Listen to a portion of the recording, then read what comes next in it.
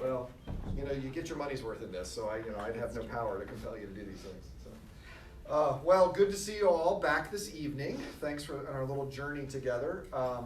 Last week was the big exciting one, right? We had plagues and miracles and crossings, and it gets a little more, I'll say it gets a little more boring at this point, but not nearly as boring as next week.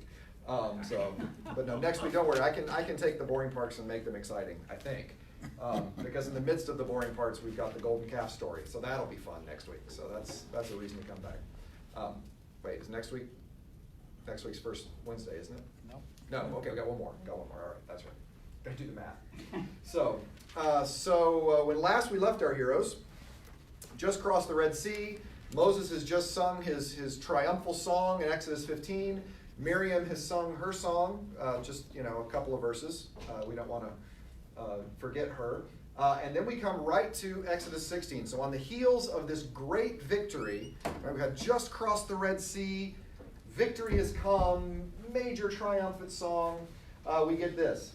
The whole congregation of Israelites complained against Moses and Aaron in the wilderness. Well, that took a turn right off the bat, didn't it? I mean, we're doing so well for one whole verse, and then things went bad. The Israelites said to them, "If only we had died by the hand of the Lord in the land of Egypt, when we sat by the flesh pots," in other words, lots of meat, "and ate our fill of bread, for you have brought us out into this wilderness to kill this whole assembly with hunger." So anytime, some of you may have family members that get hangry on trips. This is what's happened to Israel. So flesh pot really means pots of meat. It's not a Southern, I'm serious, it's not a Southern Baptist allusion to sexual licentiousness? No, it is actually a pot of meat here that we're talking about. I think the Southern Baptist idiom is, I don't even know that one actually. No, so, that's what I was. Interesting. You know that one too? As a sexual idiom? I thought it alluded to just like Vegas or something. No, Vegas. Wow. No, this is just meat. They had meat. That's all they meant here. So, well, words have connotative meanings as well. So idioms surface in this way. So you got to go to the first part of the verse, though. The first verse. Yes. That's the land of Egypt. That's not the full verse. No. What's a full verse? Well, it's not that important. Yes, it is. What's the full verse? It's important because it says it's on the 15th day of the second month after they left Egypt. Doesn't give a year. That's true. I mean, that's why I said it wasn't important. It doesn't give me. I have no information I can do. I mean, we had this long discussion about when it was. Right. When it was. So that's true. It is important. Okay. I don't find it to be that important, but I'm glad that you find it important, Bob.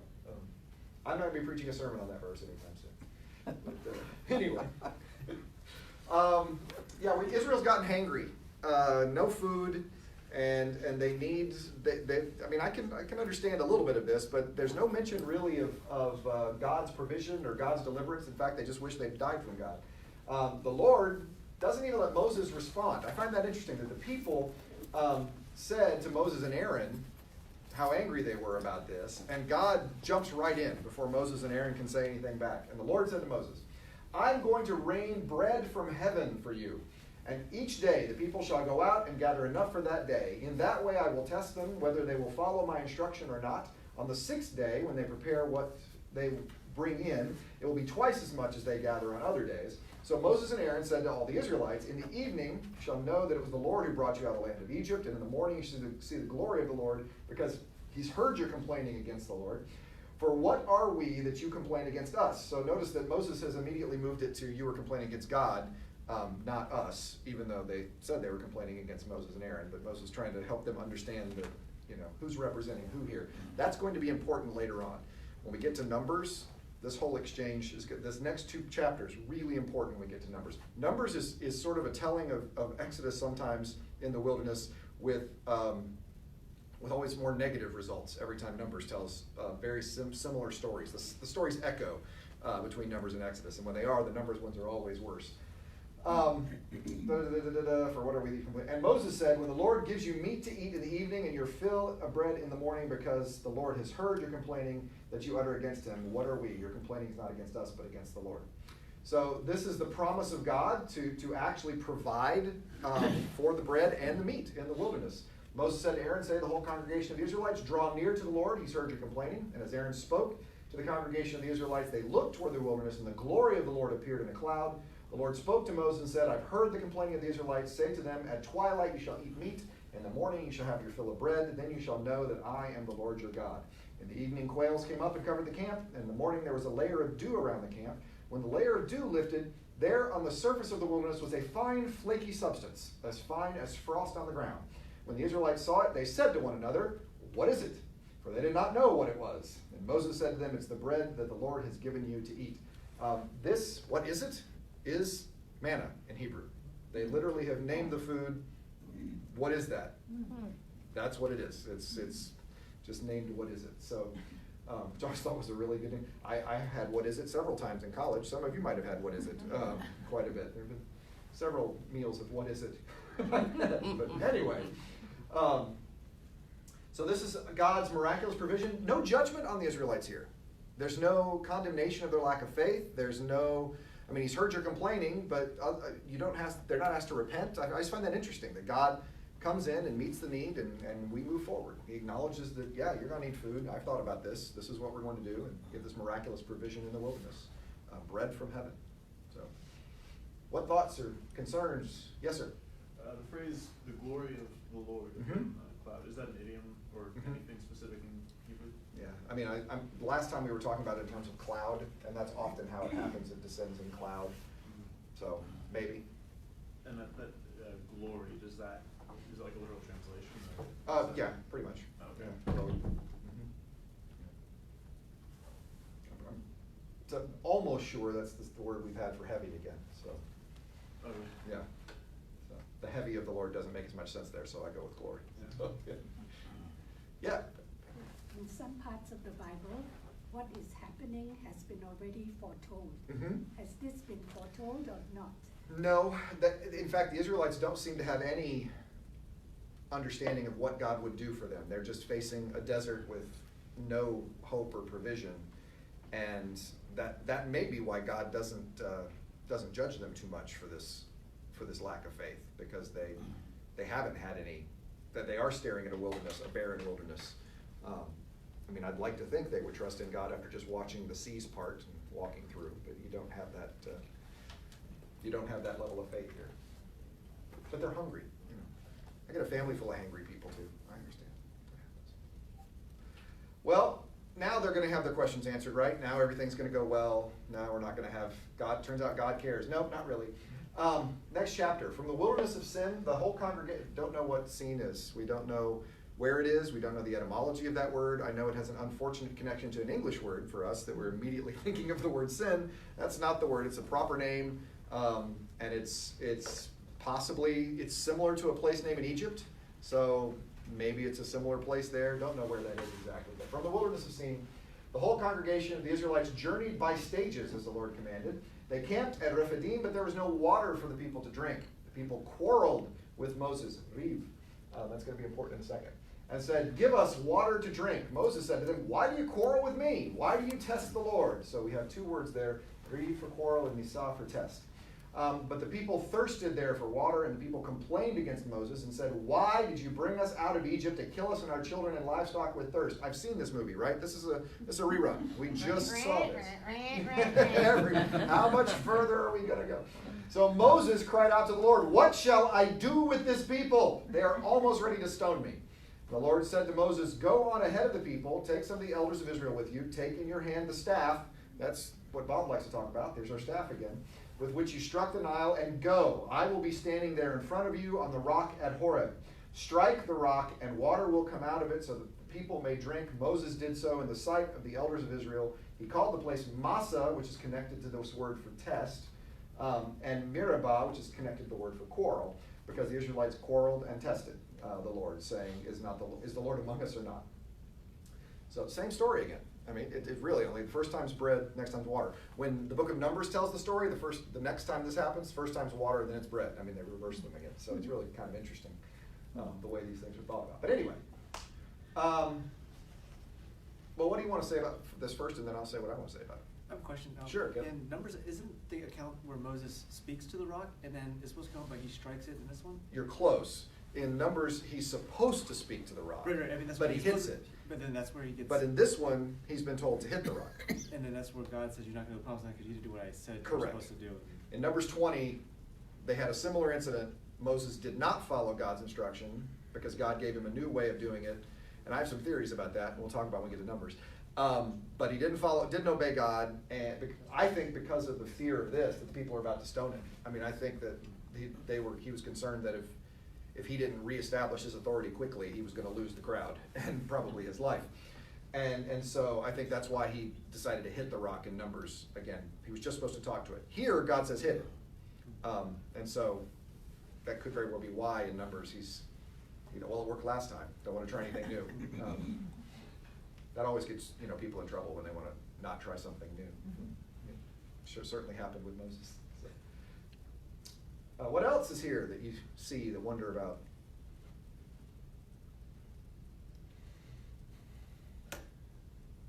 Here's something that I find interesting here. What happened after Moses hit the rock? The people saw the water. Well, you'd think so. The elders were there. Moses did so in the sight of the elders of Israel. So he at least struck the rock.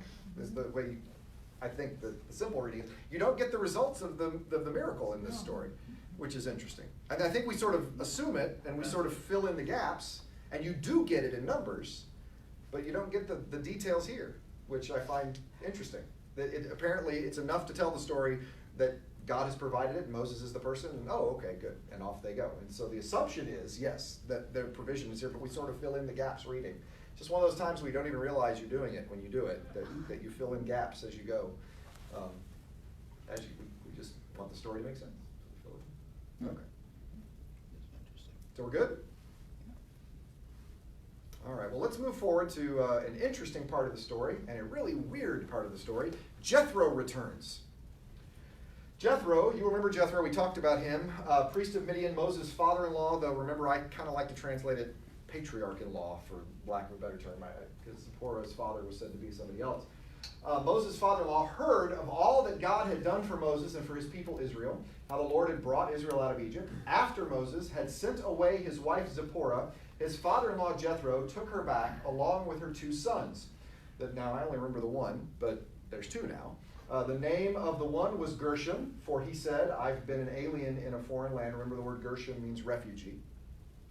And the name of the other, Eleazar, for he said, the God of my father was my help and delivered me from the sword of Pharaoh. That's not what Eleazar means. Okay, he named him Eleazar because Eleazar means my God is help. But all of that is apparently why he named him my God is help. Because, boy, that's a rough name to live with if that's your whole name. Kids never going to learn how to spell it. But Jethro, Moses' father-in-law, in case you've forgotten which Jethro we're talking about from verse 1, it wanted to remind you that this is the Jethro that's Moses' father-in-law, came into the wilderness where Moses was encamped at the mountain of God, bringing Moses' sons and wife to him. He sent word to Moses, I, your father-in-law Jethro, am coming to you with your wife and her 2 sons. That's interesting phrasing there to me. We'll keep talking. Moses went out to meet his father-in-law. He bowed down, kissed him. Each asked after the other's welfare, and they went into the tent. Then Moses told his father-in-law all that the Lord had done to Pharaoh and to the Egyptians for Israel's sake, all the hardship that had beset them on the way, and how the Lord had delivered them. Jethro rejoiced for all the good the Lord had done to Israel in delivering them from the Egyptians. All right, first I'll ask you if you see things. Yeah? Okay, so his son, who's with Jethro, is named, I'm so glad that the God of my father helped us get out of the foreign land. Correct. And then afterwards, Moses has to bring his father up to date. His father who is carrying the son, whose Correct. name spells out the plot that Moses was just updating him on. Okay, well, yes, except remember it says the God of my father was my help and delivered me from the sword of Pharaoh. It is also true that, remember, Moses ran away from Pharaoh, Survived the, and purge. Okay. Pharaoh wanted to kill him after he killed the Egyptians. So I'm not sure which deliverance from the sword of Pharaoh Eleazar is named after. So, and it's also interesting that the God of my father is here, and yet the name itself is just God, my God. It's the generic, it's the pronoun for God. It's not God's personal, it's not Yahweh. So it's possible this name comes from before the encounter at the bush. I don't know. And we don't know when the son, I mean, it's not uncommon for the Bible to introduce characters that existed that we didn't know about. I mean, in Exodus chapter 2, when Moses' mother places him in the Nile, up to that point, as you're reading it, you assume he's firstborn or an only child, and then all of a sudden the daughter appears out of nowhere. So it's possible that Eliezer just wasn't named in the story, but it's also possible that he was born after the events of Exodus 4. I don't know which of those is true. The Bible doesn't fill me in on that. I also don't know. Go ahead, Steve. Where's Midian? Midian is the area of the Sinai. It's in the Sinai, and the Midian. So they were nomads and enemies of Israel. Later enemies of Israel. So that's an interesting part of this story as well. Yeah. Yeah, and that was my other question is, could that first 1 through 4 there possibly be an interpolation, since 5 seems to be an introduction in and of itself? Maybe, but that's, we've seen up to now, there have been at least, just today, there have been at least 3 of these kind of doublets, so it's. Goes before repetition, so. Right, repetition is how people learn.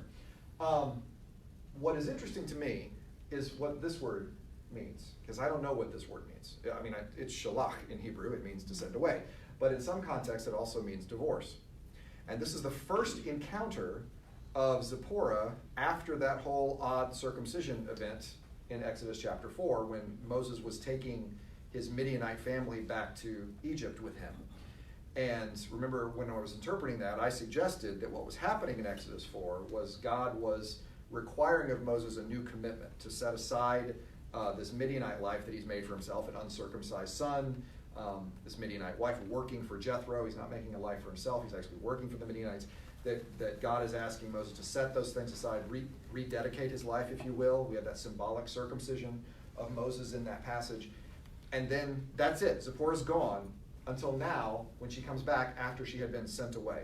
So the combination of she had been sent away and her 2 sons in this context, make me wonder what this, because when her father-in-law Jethro took her back, that all of that is the kind of phrasing. If a foreign wife, if a wife was sent away, the only hope she had, I mean, there's no social safety net for them to fall on. The only place you go is back to your family and pray that your family doesn't have you killed for being a disgrace. The fact that Jethro took her back, that fact that is included makes me wonder if this is not a sending away of her in a very literal sense, a divorce kind of sense, and that Jethro was merciful and brought her back, and then brings these 2 sons back, and then Jethro finds out about Yahweh and becomes all Yahweh all the time. Boy, Jethro's a big Yahweh fan after this. So he converts from the religion of Midian to the religion of Yahweh. I don't know if that's the case or not, because I just don't have enough in this story. But it is interesting, and I think provides something to think about as we look at this. Any questions I can answer? No? Okay, well. I would make the observation that it's an interesting communications network exists somehow. Yes, because he knows a little bit about what's going on. Knows something. Mm-hmm. He does, and this is not the last time that happens. I mean, the other peoples hear about the Israelites and what happened in Egypt as they go on their story in Numbers and later on in Joshua. I mean, you're right. There's some sort of intelligence network at work in this. What else do you see before I get to Jethro all the time? There's a lot of detail on the second half there about the exchange greetings and all that. It reminds me of how Bob Woodward will construct a scene in any of his books, and she's telling the reader, look, I know this conversation happened, I know what was said, because I talked to one of the people who was there. Yeah. So it's almost as if gives it a sense of. It's not just for literary effect. It's to convey authenticity. Yeah. It's like, this story, speaking of the writer, this story, I heard it from somebody. This is it's got a lot. This is the kind of thing people would do. I mean, so it would be. And it's in the context of Pharaohs and Red Sea parting and separating the darkness of the waters. Okay, they exchange greetings. And he checked on each other's welfare. And saw how's the family? Doing well? Good. Good. Boy, have I got stories for you. Get on with the thing. You go first. Yeah. I was listening to an audiobook the other day, and most of the time I'm fine listening to at the pace, but this particular author I was listening to just took forever to land the plane. I finally kicked it up to double speed, and then I was happy because I was like, okay, now we're moving. But just, get to the point already. This doesn't bother me.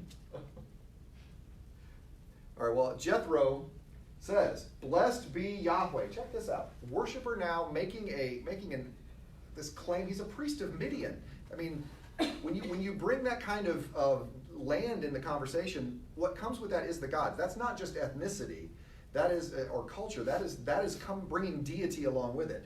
And now he's making a confession to the God of Israel. Blessed be Yahweh. So he's converted.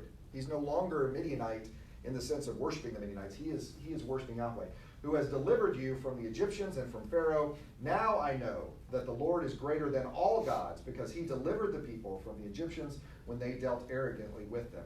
And Jethro, Moses' father-in-law, brought burnt offerings and sacrifices. He uses the word deliverance 3 times here. Delivered, delivered, and delivered. That God's deliverance is emphasized by Jethro in this story.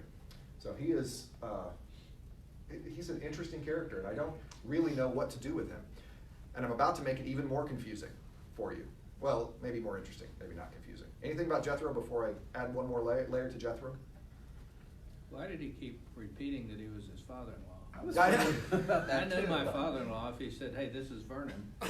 Your father-in-law. I'd have to say, "Oh, Vernon, my father-in-law." Right. Not, Been so many.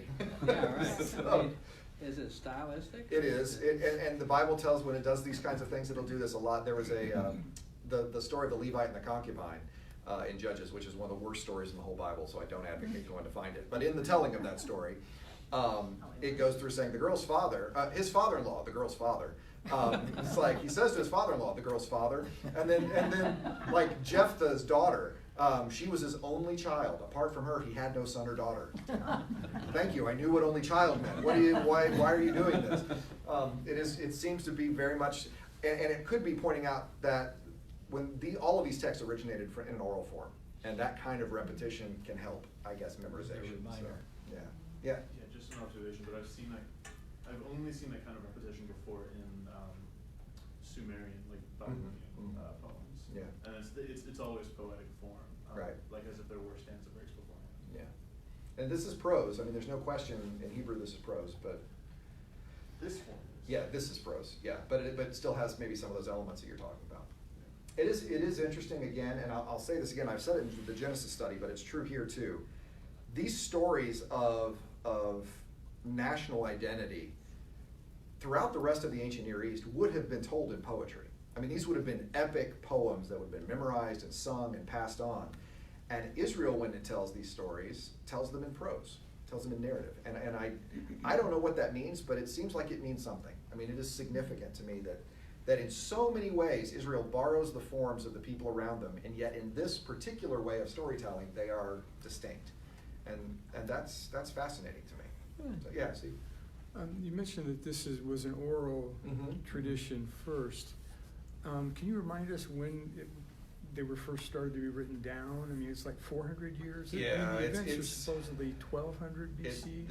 This is set in the 13th century BC. The terminus date on that, the end date when we probably have a copy of the book of Exodus to some form like we understand it would be 450 BC. So 800 years after. 800 years. Yeah. 800 years. But now I'm willing to believe that there were written fragments of these documents that were saved earlier than that. But the truth is, until there's a crisis, people don't write stories down like that. I mean, they are going to keep them orally for a while until there's some pressure, some need.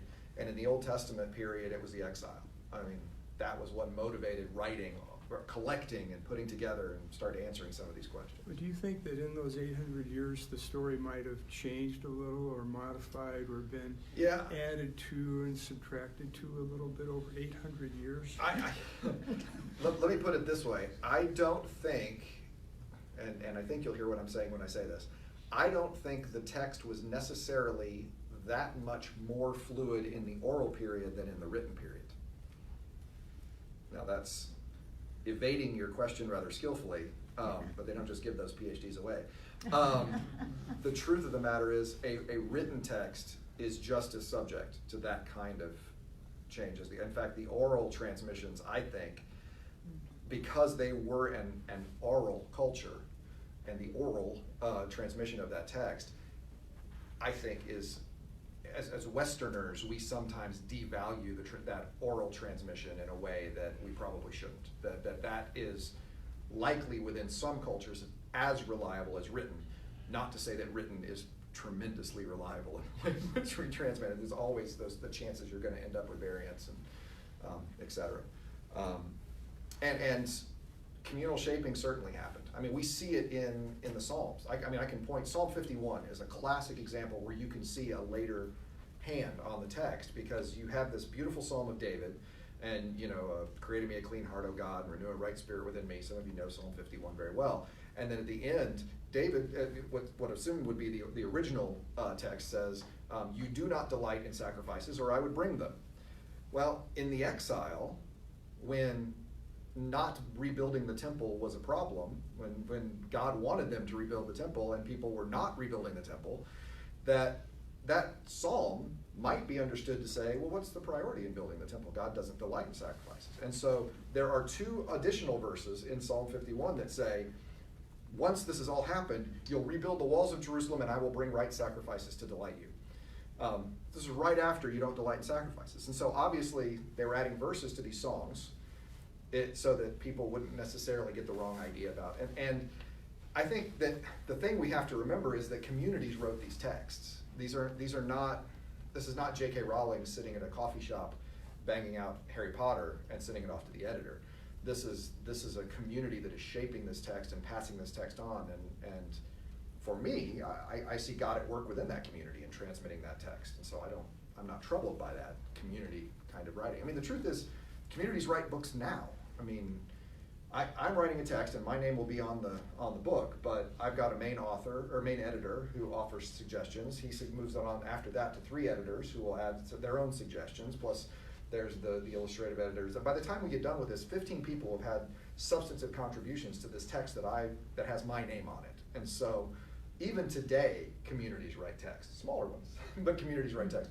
Much larger groups back then as these texts come together. So that's why I tried to cheat on the early answer. That's a long answer to your question, but sure.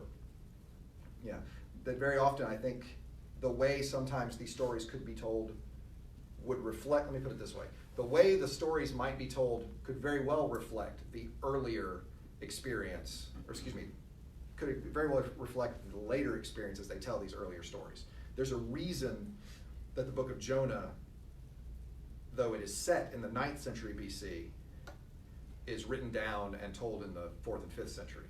And there's a reason that they're doing it that way. There's some need in the congregation for that book to be told in that way. So that's a long answer to that question, and a long rambling answer to that question. But, well, let me make it even more confusing.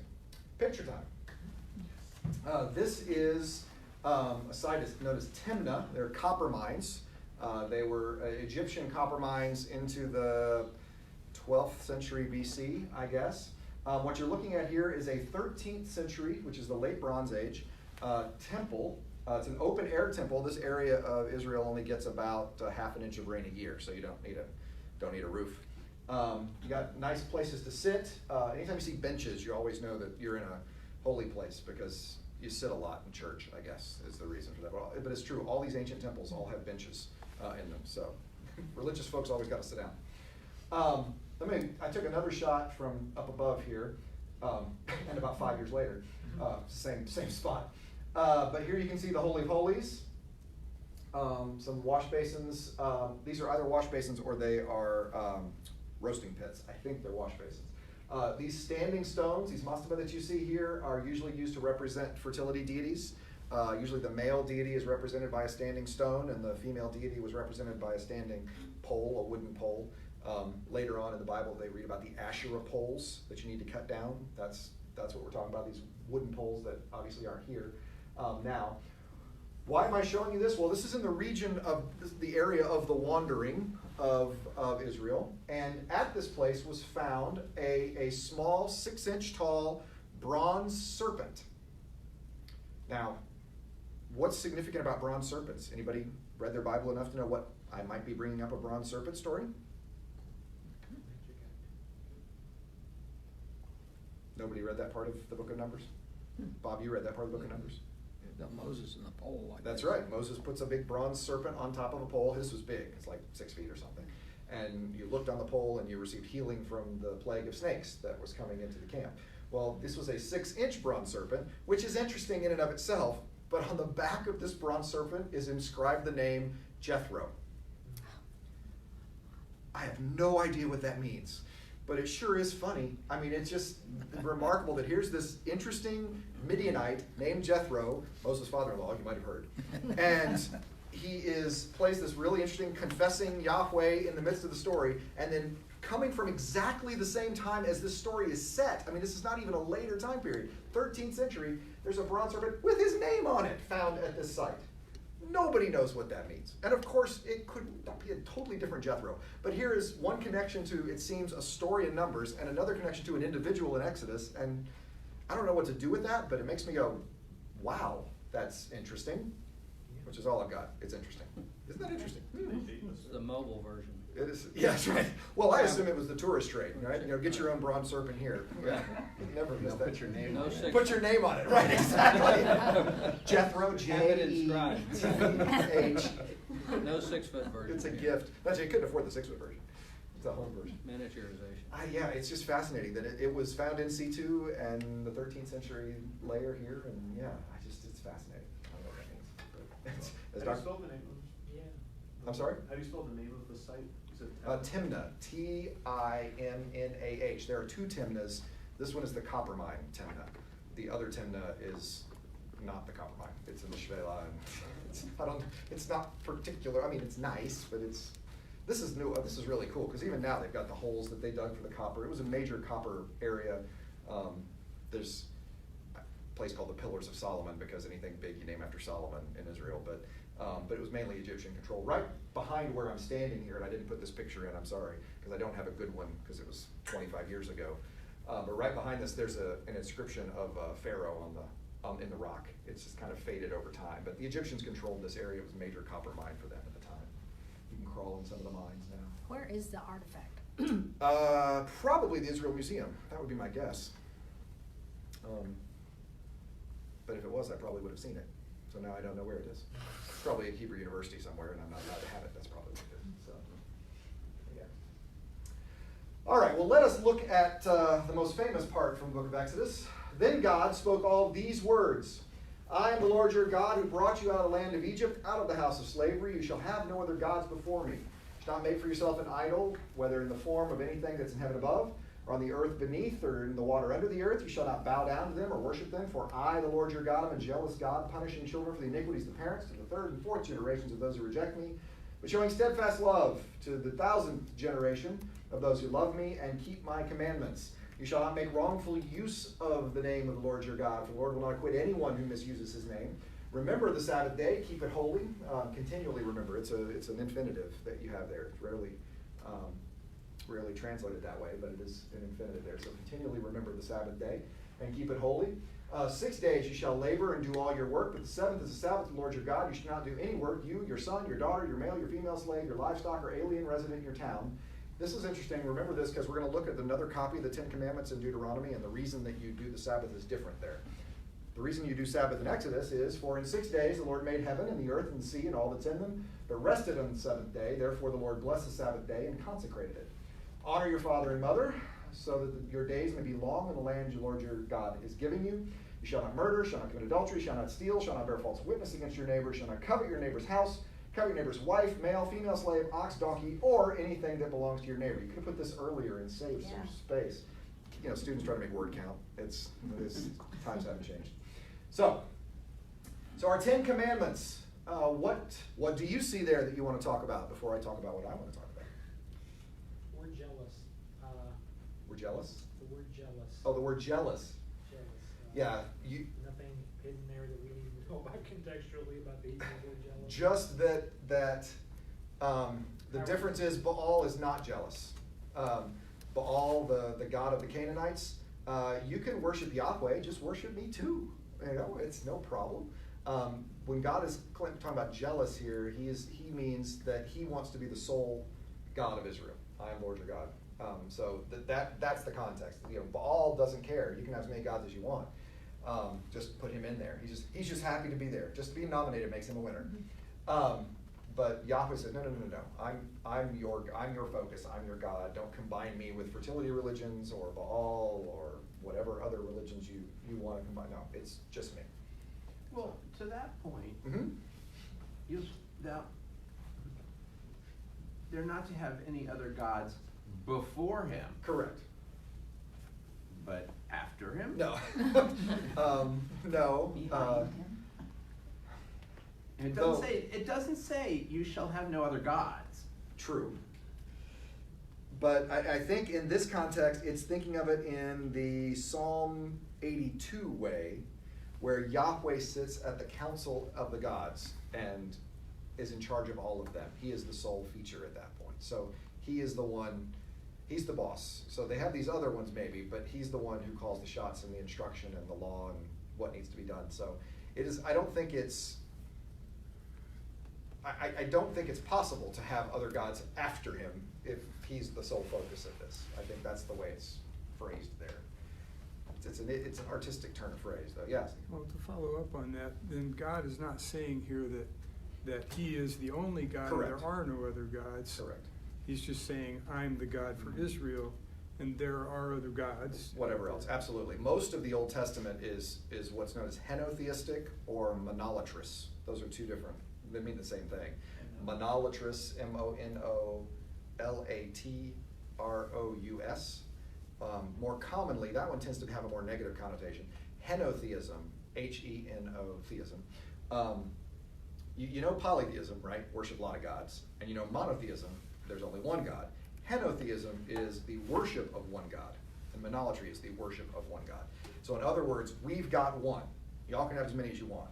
We have Yahweh, but most of the Old Testament talks about the gods of Egypt, the gods of Canaan, the gods of Syria, the gods of Babylon. We have Yahweh. He's our one God. It is only after the exile that you get some purely monotheistic text that apart from me there is no God. I am the rock, the only That's one. in Isaiah is where Isaiah, that starts. yeah, that's what I was going yeah. So yeah, most of the Old Testament is interacting in, again, God is always meeting people where they are, and that's the world in which these people were living. They believed in these other places and these other gods, so God spoke in those terms. So. Anything else you see that you want to talk about? I have a question Please. about why is it that murder, theft, and adultery don't require any kind of explanation at all? Or false witness. Yeah, against your neighbor.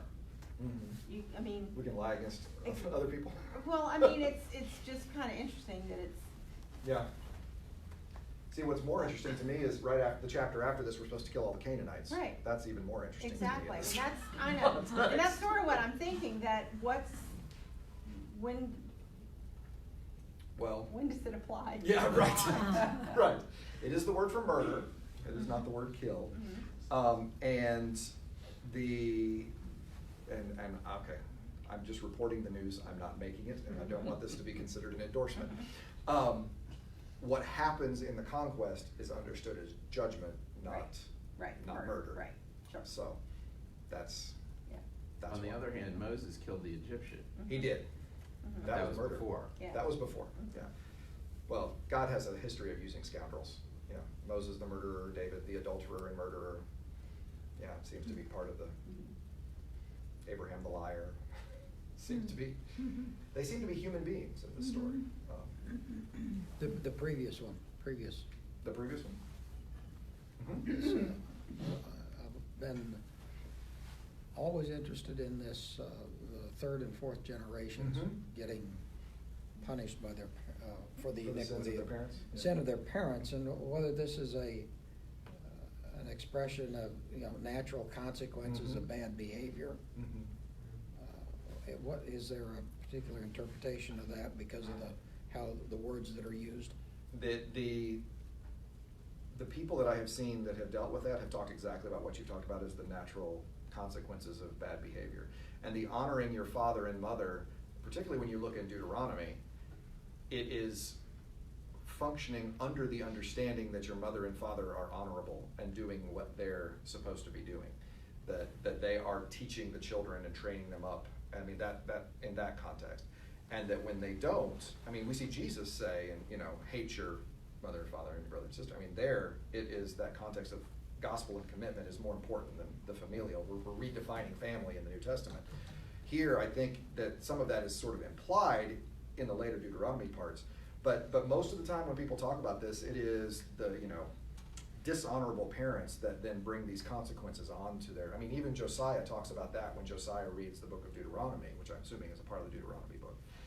He talks about the ancestors who have failed them and led them into this situation and caused them to sin as a result, that they had done it ignorantly, but the judgment is going to come on them because of the sins of their ancestors. So, from an interesting biological perspective, I have found they've known for years that a mother can pass on the psychological dysfunction biologically to a child, which I find fascinating. That anxiety or other form of depression, other issues that can come, abandonment issues, can actually be transmitted. Those emotional issues can be transmitted biologically, which I thought was fascinating enough. But they've just seen some studies that show that it can happen from men as well, that men can pass on psychological dysfunction biologically. So that a child has abandonment issues, even though it was the father that dealt with those abandonment issues. That their child can never have been abandoned in their life, but that they manifest all the PTSD issues of abandonment because of a parent's. And I just thought, my gosh, that's weird. I mean, I've always thought of it. Years ago, before I had children, I was a nurturer in the nature versus nurture fight, and I had children, and now I'm completely 100% nature now. I don't even know what I mean, it's just, I'm completely won over to this. It's just fascinating to me that happens. But so that's what it is. It's just talking about DNA is what it's talking about there. No, I don't know. But no, I do think it is that behavior that is passed on. All right, this is known as the Decalogue. We call it the 10 Commandments, literally the 10 words, or the 10 things. God spoke all these words. There is a word for commandment in Hebrew. That's not the word that's used here. It is not the word mitzvah. It's just devarim. It's just things. These are the 10 things. God's got 10 things for you that he needs to talk to you about. The 10 Commandments are what's known as apodictic law.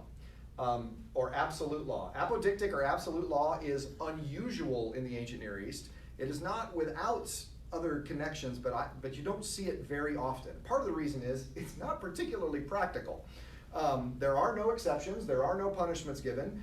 And as a result, what do you do with it, right? Thou shalt not commit adultery. Well, what if we do? No, thou shalt not commit adultery. Well, what if they do? No, you shouldn't commit adultery. I got that. Someone committed adultery. What are we supposed to do with this? For that, you need casuistic law. You need case law. That's where you get the specific, a certain man has had an ox that escaped and killed someone. Well, if the ox had a history of killing people, then the man's guilty. If this is the first time, that happens. That kind of thing. My favorite is in Hammurabi. There's a law code of Hammurabi, which is totally casuistic. And in it says that if you borrow your oxen from your neighbor to plow your field, and a lion descends on the oxen and kills it, you need to pay your neighbor back for the oxen that you borrowed from your neighbor. And that all makes sense to me, but I just thought this apparently is a common enough problem they had to put it in the law. like you just walking around and the lion's jumping out at you. If you have a rental car and a tornado should consume it, it's like that. This happens enough that this is a problem. So casuistic laws are the great ones. If your ox falls into a ditch, or if your ox, these are very common. And yes, many of the casuistic laws in the Bible resonate with casuistic laws from around the ancient Near East. That Hammurabi's law code, Hittite law codes, lots of other law codes that you'll see. A lot of resonance with the casuistic. Apodictic, for years you would see the only place you find in biblical text. I don't think that's exactly true, but it's extremely rare that you find apodictic law in any place else in the ancient Near East. And so for that reason, in fact, for perspective, 10 603 by most conservative, by the traditional numberings, that there are 613 laws in the Old Testament, 10 of them are apodictic, 603 of them deal with specific cases. So a good example of case law, I'll show you here, but it's also a good example of lex talionis, which we saw last week. When people who are fighting injure a pregnant woman so that there's a miscarriage, yet no further harm follows, the one responsible shall be fined for what the woman's husband demands, paying as much as the judge demands. So, I mean, that's a specific case that you have to deal with. But verse 23 and 24 and 25, this is the lex talionis verse we looked at last week. If any harm follows, you shall give life for life, eye for eye, tooth for tooth, hand for hand, foot for foot, burn for burn, wound for wound, strike for strike. So, like we said last week, lex talionis, although often seen as a chance to get revenge, is actually trying to place limits on revenge. You are only able to act to the degree that you, the individual, have suffered loss. Lex talionis is an attempt to rein in violence, so you don't have tribal warfare, and you don't have escalation that you get when you get human beings together. I mentioned last week siblings, right? It's easy. Your sibling hits you. You don't ever respond with the equal force of your sibling. You have to ramp it up and hit them harder. And then they hit you harder, and then somebody breaks something, and it's just a mess. Bible says no. You can only respond to the degree that you have been wounded. So, which I think is significant. Questions, comments? Okay, here's my trick question for the evening. Oh, we don't have enough time to do it justice, but we'll do it anyway. What is the Christian's responsibility to the laws or instructions of the Hebrew Bible in general and the Ten Commandments in particular? What do we do with these 613 laws, or the 10, that we have in the Old Testament? We say this is the word of the Lord. We say that God's word is inspired. We say that it is useful for faith and practice. And we say these books are written by God, ultimately. So as a Christian, what are we supposed to do with these? Because even though I'm allergic to pork, I did have a sausage biscuit this morning. I confess that. It was bad. But that's clearly a violation. I'm not supposed to have pork. It says so right there in the Old Testament. So, what am I supposed to do with these things? Well, I won't try and use your vocabulary here, but the laws that are absolute. Okay. That say, don't do X, Y, and Z. Okay. If you either reject or those laws or take the position that they don't apply to me, Okay. then that is a de facto, if not de jure, embracing of those. Okay, it's okay to commit adultery. It's Okay. okay to murder. It's okay. It's conditional. It's a moral. All right. It's a relativistic element being introduced. Okay. So. I would go with you on that, except we have church on Sundays. And that makes it a problem. Because the Sabbath day, of course, is Friday night and Saturday till sundown. So we've already just marked that one off. Can you imagine being in those early churches? I mean, just think about that. First century churches, and you got these Jewish Christians, and they're meeting on Sabbath, and these Gentile Christians come in and say, yeah, but the Lord was raised on Sunday. Let's meet on Sunday. First day of the week. And the Jews like, no, we've got to go to work on the first day of the week. We can't do that. What are you meeting on Sunday? It's in the Bible it says Sabbath day. I cannot imagine those church business meetings. Can you? I mean, talk about contentious. That would have been crazy to think about, Saturday. Sunday works better for me. I mean, what if I stood up at a business meeting and said, let's meet on Mondays? Just works better for all of us. No, it doesn't. It's insane. You'd be looking for a new pastor. I know that. So, but they changed it, right? We changed it. We was right there. That Ten Commandment doesn't matter as much. Yeah, Saturday, Sunday. Yeah, go ahead. This is the cop-outist of all cop-outiest answers. I'll wait for it. So prepare to cringe, but I mean, the Pauline response was to mark the Gentiles were marked for salvation rather than the conclusion in the covenants. Okay. His theology, as best I understand it, is that the law is good and just, but it's impossible to keep the law. Through law comes sin. Well, and that you need something. But you also have to be careful with Paul, because oftentimes when he's using the word law, he's referring to the acts of the law, which are those additional requirements that are placed on by oral interpreters of the Old Testament. And so, don't eat a goat cooked in its mother's milk is later interpreted to mean don't eat dairy and meat at the same meal, because you can't know that the meat didn't come from cow that gave you the milk that made the cheese. So Oh, yeah. you don't want to avoid that. So then what do you do with Paul on that one? Or if you're guilty of transgressing one part of it, so we throw it out. We just don't worry about the Old Testament at all. We just get rid of it. We be completely Marcionite about this. Well, let's go the other end. Are there any of the 10 things that are either antithetical or just incompatible with Christianity or the New Testament? Other than the Sabbath worship, Which is and the fact that we've got pictures of our deacons outside. That's awkward, because we got all these images around. But I think we're good in this room. Well, we got those fruit back there. That's probably a violation there. That's the whole graven image thing is, I mean, the reasonable interpretation of that is don't make idols. Right. Bow down in an altar. The irony of this, and this is my favorite part of that, right? Don't make an image in the form of anything in heaven above or on the earth below, right? So what does God do when he gives them instructions to build the Ark of the Covenant? Hey, put 2 cherubim on top with the wings out like that. That's cool. Right? Or when you're making the curtains in the temple or the tabernacle, stars and moons and sun. Like that, that's good. Like God gives them instruction that violates this commandment. It's like, what are you doing? So that complicates the issue. Right, Yeah. right. The issue is idol. Right. Don't worship the sports car in the driveway. It's an idol. Don't let these things get between you and We are the only legitimate idols permitted in the world. We are the only images of God. Humanity is the only image of God that's permitted. In fact, in Ezekiel, the book of Ezekiel, Ezekiel's primary concern is idolatry all the way through. That's what he's preaching against. And all the way through, God only ever addresses Ezekiel as, hey, human being, as in son of man. And God treats Ezekiel throughout the book of Ezekiel the way human beings treat idols. God picks him up, God moves him around, God talks through his mouth. In fact, he uses the phrase often, the Lord opened my mouth.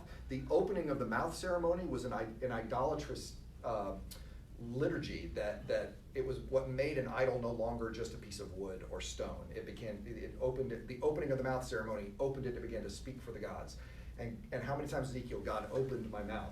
It's a direct throwing right at this concern of idol worship. And so, absolutely, we're the only legitimate idols allowed, and that's part of this. So that's the whole iconoclastic debate that comes into church a little bit later. Yeah, go ahead, Steve. Well, to go back to your main Sure. question, though, don't Christians believe that the law has been abrogated somewhat, or maybe in some ways transcended? Okay. You have heard it said, an eye for an eye and a tooth for a tooth, but Right. I say unto you.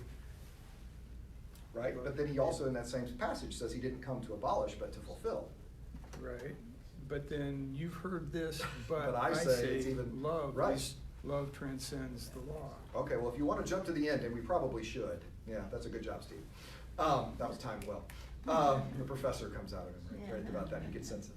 Yeah, this is the thing. In the Old Testament, salvation. Let me put it this way: the New Testament salvation comes by grace. My argument is this: salvation has always come by grace. God has always been a God of grace. And right here in the Ten Commandments, you can see a perfect example of what salvation by grace looks like. Because it says in verse 2, I am the Lord your God who brought you out of the land of Egypt, out of the house of slavery. Now that you have been saved, you shall have no other gods before me. Don't make graven images, don't kill, don't steal, don't commit adultery. Torah is the proper response to salvation. Torah is the way that you show you have been saved, that you are wearing the name of the Almighty, that you are one of Yahweh's people because you look like, this is what a saved people look like, God says. In the New Testament, salvation comes by grace, but we have a much shorter Torah. I'd like to think it was easier, but it's not. And our shorter Torah is this. What's the greatest commandment? Love the Lord your God with all your heart, mind, soul, and strength, Deuteronomy 6:5, and which is the same as love your neighbors yourself, Leviticus 19:18. So that the way that you show you have been saved is that you love. In other words, our Torah is the proper response to salvation. Torah is always proper response to salvation. So my answer is this to this question. There are laws in the Old Testament that still demonstrate love of neighbor, love of God. Like, for example, one of the ways that I show my neighbor that I love him, I don't kill him. It's a little thing I do, right? But it's something I do. That one still applies, right? Not committing adultery, not bearing false witness against my neighbor, certainly. Sabbath day, well, Sunday works for us. So that one's got a little flexibility. What about sausage? Well, I shouldn't eat it because I'm allergic to pork, but you guys probably can, and that would be fine. But here's the funny thing about it, is in our culture, we don't have any association of pork regarding love of God and love of neighbor. But I've known Christians in some Muslim countries who actually conform to halal practices of food for the sake of a witness. So in other words, in those countries, abstaining from certain foods, they feel, shows love of God and love of neighbor in that country. That doesn't happen here. It reminds me of the old joke about the meeting between German Baptists and American Baptists, and they're having this great conference, and at the break, they called the break, and the German Baptists, some of the American Baptists started smoking. And the German Baptists were aghast. They couldn't believe it. They almost dropped their beers. They were so shocked. that we realize that there's these cultural associations that sometimes we need to be, it's hard to be hard and fast about these things. I want us to be a little more sophisticated in our readings of laws of the Old Testament, instructions of the Old Testament. I believe that there are laws that can still show love of God and love of neighbor, and I honestly do believe that within that culture, some of these laws that are hard for us to get a grip on are showing to that culture love of God and love of neighbor in some way that we're missing, because I do believe the character of God is consistent. Last week, you might remember the little exercise we did, because many of you were here, where I had the 3 different possible responses to the Exodus. You remember that we have the God ramping up with the plagues, God responding in kind with the plagues, or God acting mercifully in the plagues. And I said, which of those 3 best describes the plague situation, what's happening in Exodus? And I had a student, when I did that exercise in class, I'll never forget this experience. Everybody in class was kind of like you guys. It's number 1, it's number 2, it's number 1, it's number 2, it's number 1, it's number 2. One student raised his hand and said, I think it's number 3.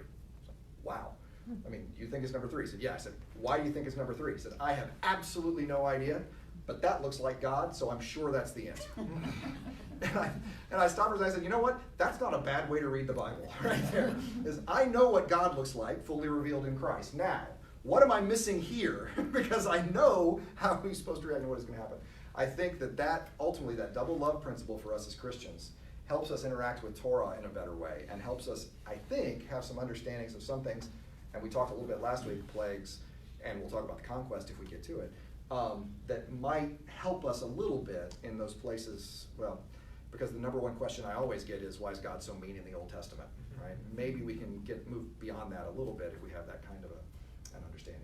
So, final thoughts, final questions? All right, thank you for your good attendance, good attention. You guys have a great week. Thank you, Rob. Thank I you. will see you next week, absolutely. Go to choir, handbells. Yeah, everybody come to choir. Absolutely.